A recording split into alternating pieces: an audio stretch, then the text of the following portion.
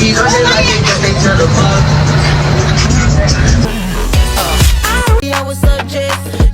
boy can't say them get easy access.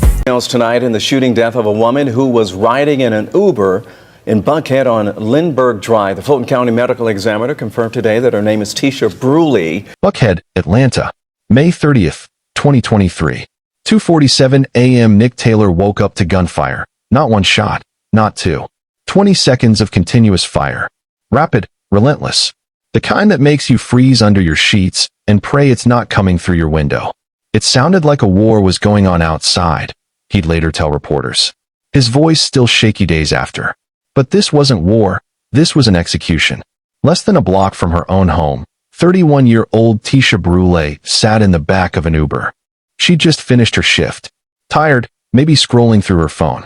She had over 40,000 people following her online.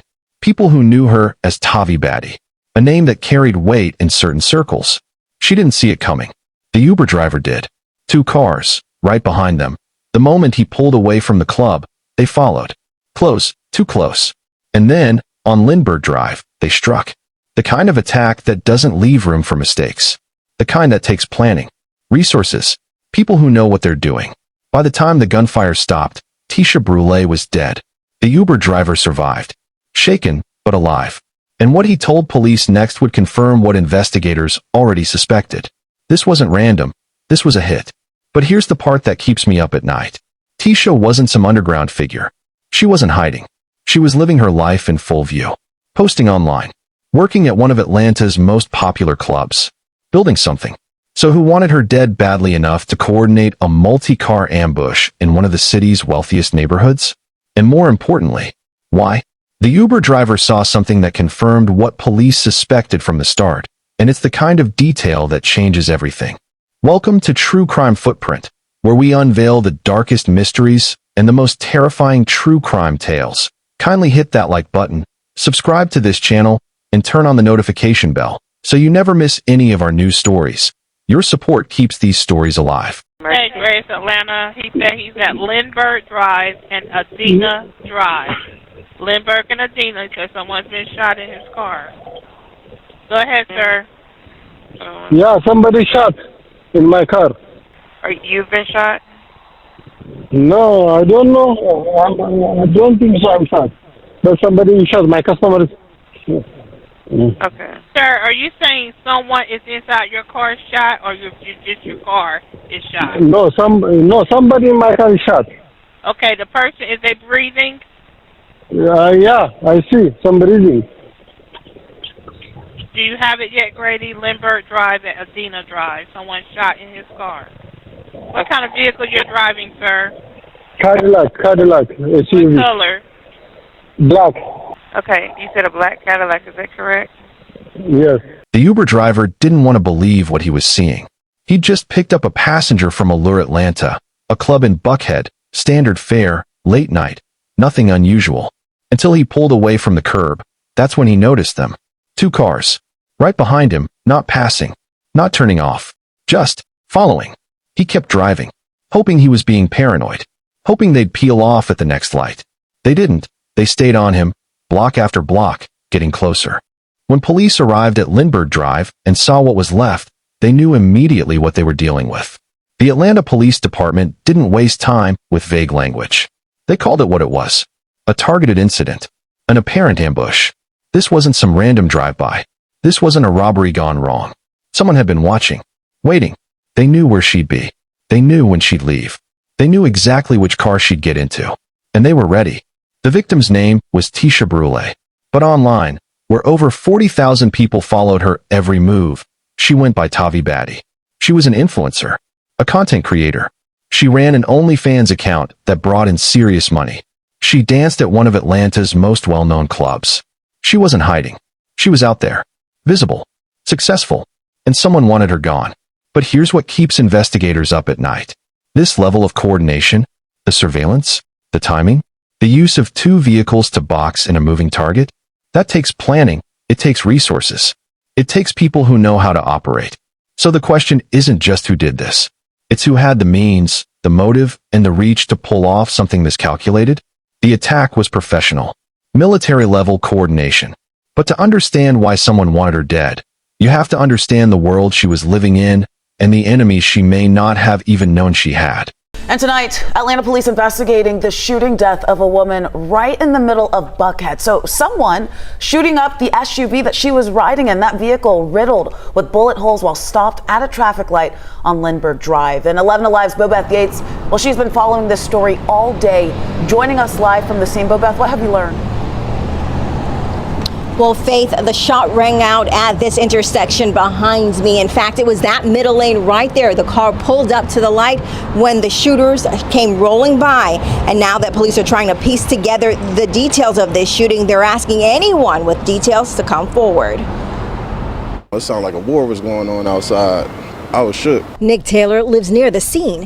He says he was startled out of his sleep around 4:30 this morning by the sound of gunshots at the intersection of Lindbergh and Adina Drive. Usually when you hear gunshots, it's just like bow, bow, bow, and that's over with. Quick little 2 seconds, but that lasted for about a good 20 seconds. It sounded like about 40 shots. It was 2 guns, may have been 3. According to Atlanta Police Department, officers arrived on scene to find a person shot in a black Escalade being used as an Uber. We're told the passenger who was in the back of that vehicle was struck multiple times after a car drove up next to it and began firing into the vehicle. This appears to be a targeted incident. As you can see the number of shell casings. There were multiple shooters, but again, we just don't have a whole lot to give out right now. Officials could not confirm the victim's identity, but on social media, family and friends have identified the deceased as popular Guyanese socialite and media influencer Teisha Brewley. It turns out she only lives in the next block, so she was less than a block away from home. I think they just caught her at the red light. It looks like that she was ambushed.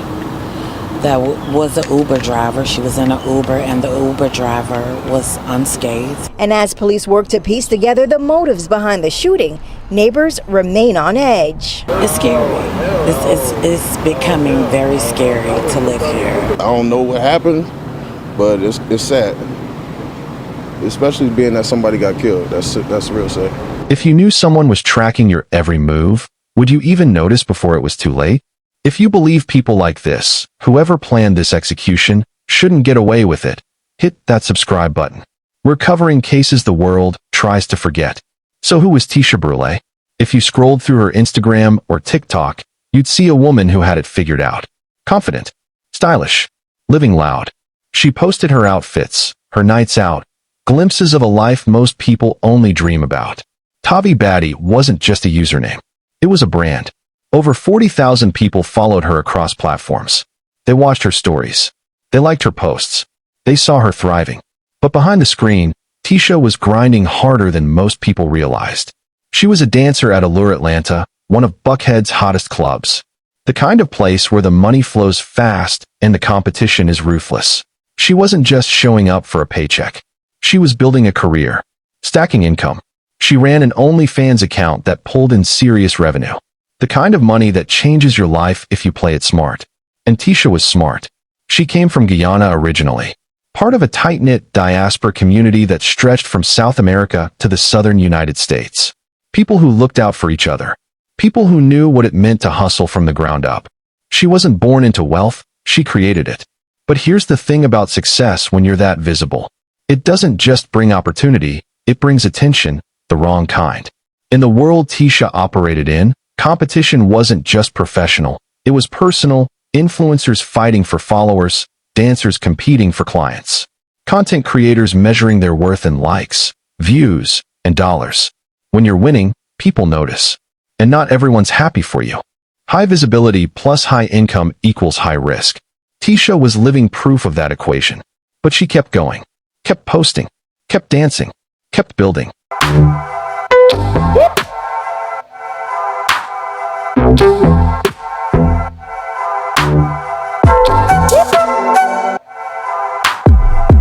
Maybe she didn't see the threats coming.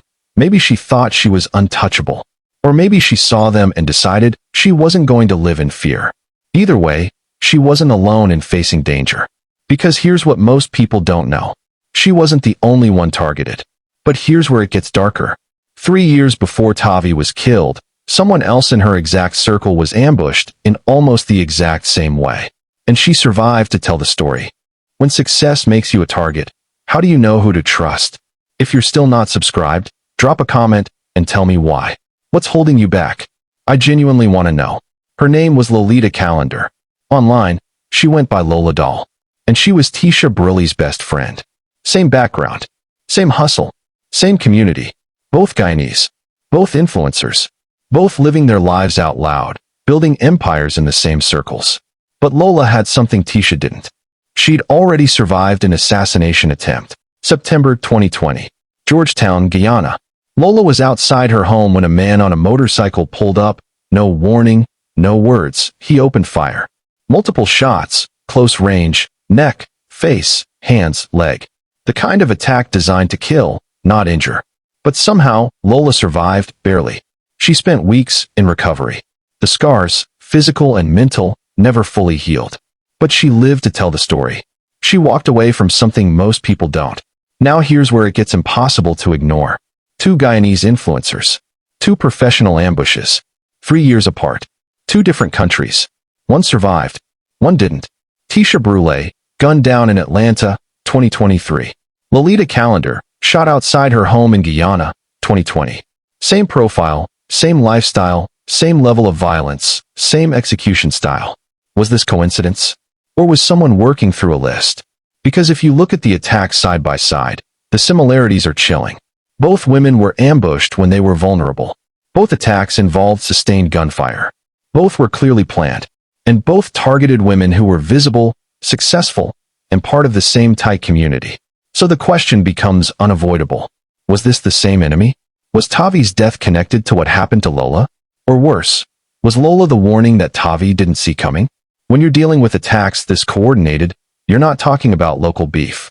You're talking about reach, resources, the kind of conflict that doesn't stop at borders, organized crime, transnational disputes, debts that follow you across continents. And if that's the case, then whoever ordered these hits has the power to operate in multiple countries without getting caught. That's not just dangerous. That's untouchable. So now the question isn't just who killed Tavi. It's whether the same person who tried to kill Lola finally succeeded 3 years later with a different target. If your best friend survived an assassination attempt, would you be looking over your shoulder every day? If this story is getting under your skin, hit that like button. It pushes this out to more people who need to hear it. Loved ones gathered to honor the life of a woman gunned down in Buckhead. Investigators say 31-year-old Teisha Brewley was shot while riding in the backseat of an Uber. Atlanta News 1st Carly Barnett spoke with people who knew her at a vigil tonight. Carly, good evening. Good evening, Sean. Rick, we are much closer to that memorial now. If you saw us at 9:30 and 10, we had to stand a good distance back from the sheer volume of people that were out here to pay their respects to Teisha Brewley. Let's take a look. They have balloons out here, flowers, candles form the shape of a heart, and her nickname down here, Tavi. There were a lot of heavy hearts out here tonight. Her friend says Teisha Brewley just wanted everyone to have a good time. She said she had goals that she was working toward, and it was devastating to see those goals cut short. I honestly never would have thought that something like this would happen to her. This is not what I saw for her. Her close friend Megan said she was a wonderful mother to her daughter and an aspiring dance hall artist. She just always had a song in her head. So she couldn't believe it when she learned her friend, so full of life, had been killed. I know what that means when somebody asks you like where you are before they tell you something. So I knew at that point that something had happened to her, something really bad happened to her. Atlanta police say she was shot while riding in an Uber and the attack appears to have been targeted. But those who knew Teisha say they will remember the woman who always wanted to make others happy. June 1st, 2023. 2 days after Teisha Brewley was killed, her friends gathered outside Allure, Atlanta. Balloons, tears, memories shared through broken voices. Bella Lytle, one of her closest friends, stood in the crowd trying to make sense of it all. Trying to understand how someone so full of life could be gone in an instant. The vigil was heartbreaking, but it was also a reminder that Teisha wasn't just a name in a police report. She was loved. She mattered. She had people who would miss her every single day. But while her community mourned, the Atlanta Police Department went to work. They classified the case immediately. Targeted. Professional. An ambush. And then, nothing. No arrests. No suspects named. No public updates. Weeks turned into months. Months turned into over a year. And still, silence. For a case this high profile? For an attack this coordinated? That silence is deafening. Because let's be clear. This wasn't some random act of violence that went cold because there were no leads. This was a multi-car ambush with multiple shooters in one of Atlanta's wealthiest neighborhoods. There were witnesses. There was a survivor. There was physical evidence. So why hasn't anyone been charged? The most likely answer? Whoever did this knew how to cover their tracks. Professional execution means professional planning. It means operational security. It means the people who pulled the trigger were hired, not personal. And if this was a contract killing, the person who ordered it has insulated themselves so well that local law enforcement can't touch them. Maybe they're out of state. Maybe they're out of the country. Maybe they have enough money and connections to make sure no one talks. Whatever the reason, the case went cold. And when official channels go quiet, the internet fills the void. Social media exploded with theories. Some said it was about money. That Teisha owed the wrong person. That she'd crossed someone powerful in the nightlife world and paid the ultimate price. Others pointed to rivalry, jealous competitors, influencers fighting over followers, clients, attention, the kind of toxic competition that turns deadly when egos and income collide. And then there were the whispers about Lola Doll. People started connecting dots, asking questions. Was Teisha killed because of what happened to Lola 3 years earlier? Was she silenced because she knew too much? Or was this revenge finally carried out on someone close to the original target? Now, here's the thing about these rumors. They're unverified, unproven, built on speculation and fueled by frustration. But they exist for a reason. Because the world Teisha lived in, the Guyanese diaspora, the Atlanta nightlife scene, the digital influencer economy, it's all interconnected. Money flows between these spaces. So do rivalries. So do debts. And when someone as visible as Teisha gets taken out in broad coordination, people start asking who has that kind of reach. And as the investigation stalled, the internet didn't. Theories exploded. Some pointed fingers at jealous rivals. Others whispered about powerful people Tavi may have crossed. But one theory kept coming back, and it involved the one person who knew what it felt like to survive an ambush just like this. When the police go silent, who do you trust to tell the truth? Subscribe if you're not okay with killers walking free while families wait for answers. Turn on notifications so you don't miss what happens next. So what really happened here? The theories came fast and furious. Some people on social media started suggesting there was bad blood between Tavi and Lola. That maybe the friendship wasn't what it seemed. That jealousy, competition, or betrayal had turned deadly. Others flipped it completely. They said the two women shared an enemy. Someone powerful enough to go after both of them. Someone who saw them as threats that needed to be eliminated. And then there was the darkest theory of all. That Tavi was killed because she knew too much about what happened to Lola in 2020. That she was a witness who needed to be silenced before she could talk. Now, I'm not here to tell you which theory is right. Nobody knows for sure. The police haven't said. The people involved aren't talking. And the internet? It's just guessing. But here's what we do know. Both women were Guyanese. Both were influencers. Both were making serious money in the same spaces. And both were ambushed in attacks that required planning, resources, and ruthless precision. That's not a coincidence. That's a pattern. And patterns like this don't happen because of Instagram drama or petty jealousy. Those things might spark conflict, sure, but they don't lead to coordinated, multi-country assassination attempts. What does? Debt to the wrong people. Organized crime networks that stretch across borders. Territorial disputes in industries where cash is king and nobody's keeping official records. The kind of world where if you cross the wrong person, they don't just come after you once. They keep coming, and they make sure the message is clear. Because here's the chilling reality. If someone has the power to coordinate a hit in Guyana in 2020 and then another in Atlanta in 2023, they're not operating on a local level. They're insulated, they're resourced. They have connections that span continents and the kind of money that makes people disappear without a trace. They're untouchable. And that brings us back to the Uber driver's testimony. The operation started the second Teisha got in that car. 2 vehicles, already in position, ready to follow. They didn't scramble. They didn't improvise. They executed. This was personal, but it was also business. Someone wanted Teisha Brewley dead. and they were willing to pay for it. So what does this tell us? That Tavi Baddie wasn't just killed. She was erased, and whoever ordered it made sure the message was loud, brutal, and impossible to ignore. If you were Lola Doll right now, would you ever feel safe again? If you believe stories like this deserve justice, hit subscribe and turn on the bell. Don't let this become just another cold case the world forgets. Let's bring it back to what we know for certain. May 30th, 2023. Teisha Brewley was ambushed in a coordinated attack on Lindbergh Drive in Atlanta. Multiple shooters.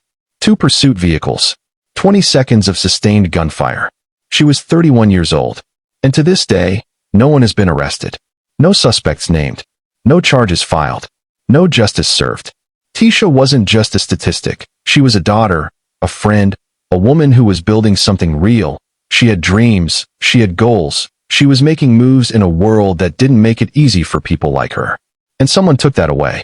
Her community still mourns. Her family still waits. And the case sits cold, gathering dust in a file somewhere, while the people responsible walk free. That's the human cost. But there's a bigger picture here that we can't ignore. In the age of social media, visibility is currency. Followers equal influence. Influence equals money. And money, as we all know, brings problems. When you're out there living your life publicly, posting your wins, showing your success, you're not just building a brand. You're also painting a target. Because not everyone cheering for you in the comments actually wants to see you win. Some people are watching for different reasons. And Teisha's story is proof of that. So here are the questions that still haunt this case. Who ordered the hit? Why? And will they ever face justice? We don't know. Maybe we never will. But there's one person who might have answers. Or at least, one person who understands the weight of those questions better than anyone. Lola Doll. She survived her ambush in 2020. But at what cost? Does she live every day looking over her shoulder? Does she wonder if the person who came for her once is still out there, waiting for another chance? Does she think about Teisha and ask herself if she's next? Because if the same people were behind both attacks, then Lola's survival isn't a victory. It's just a delay. And that's the truly terrifying part. In the age of influencers, how much is success worth when it paints a target on your back? To Teisha's family, friends, and everyone who loved her, we're sorry. We're sorry this happened. We're sorry justice hasn't come. And we're sorry the world keeps spinning while your pain stands still. Rest in peace, Teisha Brewley. Was justice ever really possible in a case like this? Or was she always going to be just another name in an unsolved file? What's your take on this? Was this revenge, rivalry, or something bigger? Drop your thoughts in the comments. I'm reading every single one. If this story hit you, smash that like button and share it. And if you're serious about following real crime stories that don't get the attention they deserve, subscribe and turn on notifications. Don't miss the next one. Thank you for watching, for your attention, and for joining us on this journey of reflection. Stay informed, stay vigilant, and above all, stay safe. See you on our next video.